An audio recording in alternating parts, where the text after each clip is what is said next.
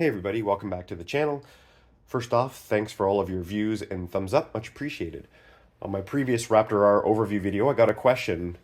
Someone was asking, they're looking to get a new RC and they asked Raptor R or UDR. So I happen to have both, so I'm just going to do a quick overview of the two trucks and make a final verdict on what I would buy if I was starting all over again. So first of all, we'll talk about the size.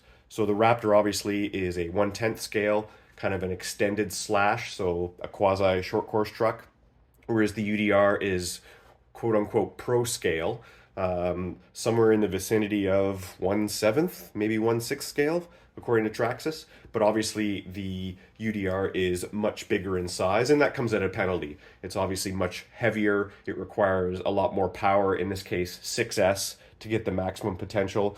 But the plus of that weight is it really does well on rough terrain. It really glides over the bumps like a full-size pre-runner or a Baja style truck, whereas the Raptor, based on its lighter weight, tends to be a little bit more bouncy, despite the fact that I've installed GTR shocks and Traxxas Blue Stripe springs. There's still a little bit of bounciness with the lighter weight vehicle, and you might have seen that in the initial clip when I dropped them both. The Raptor still has a little bit of a bounce to it. Now that could be due to the weight of shock oil that I'm running. I'm currently running 30 weight.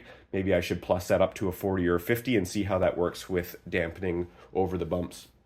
The next is design. So both intended to be kind of a scale off-road truck.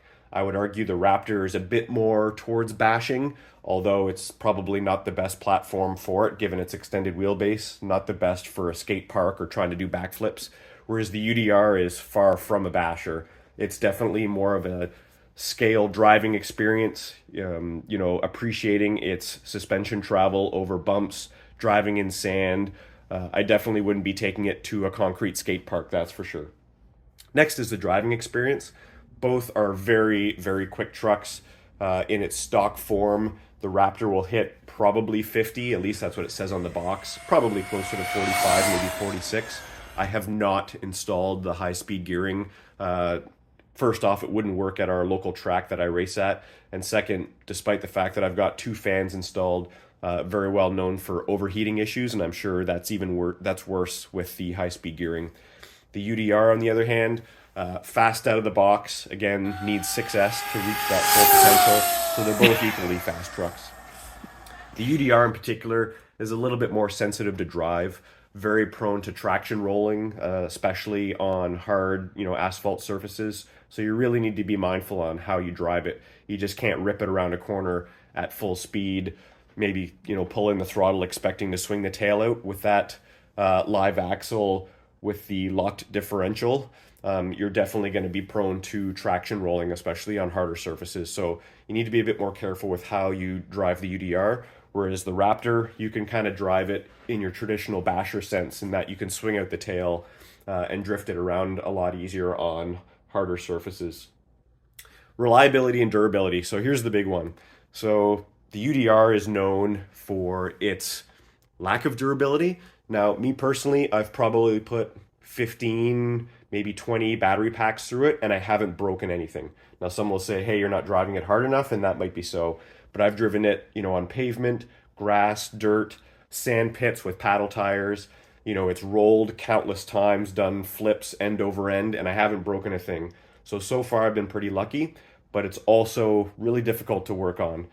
First off, you need to remove a whole whack of bolts or screws just to get the body off. And even then, once you get the body off, you still got covers and other panels that you have to remove before you can access anything. And that's both top and bottom. Whereas the Raptor, it's got the clipless body system. It lifts right off in literally 2 seconds, and all of the components, electronics, driveline is in full view and in full access as soon as you take the body off. So that, in summary, I would say, if I was to do it all over again, I probably would get the Raptor if I had to choose. Now, I had the UDR first because the Raptor wasn't out yet. But if I had to own one car and I wanted a combination of speed, kind of a scale driving experience, smooth over the bumps, although there's still some work to do and some tweaking involved, and the price, right? So the Raptor, at least in Canada, is about $700, whereas the Raptor is just over the UDR is just over $1,000. So ultimately, I would choose the Raptor, but I have no regrets on owning the UDR. I love them both, and I drive them both equally as much. But my go-to, the Raptor, I can charge up one 3S battery pack, unclip the body, and off we go. Whereas the UDR, it's a bit more of a production. Got to charge both 3S batteries.